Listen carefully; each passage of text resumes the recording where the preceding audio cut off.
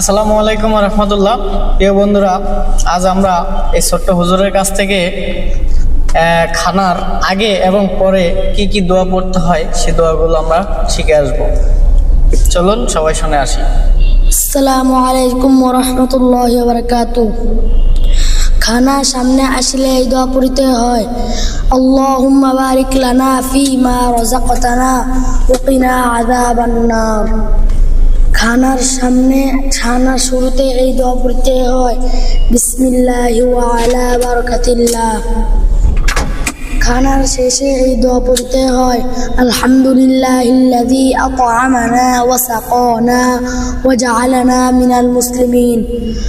খানা খাওয়ার শুরুতে বিসমিল্লাহ ভুলিয়ে গেলে স্মরণ হওয়া মাত্র এই দোয়া পড়তে হয়, বিসমিল্লাহি আউয়ালাহু ওয়া আখিরুহু।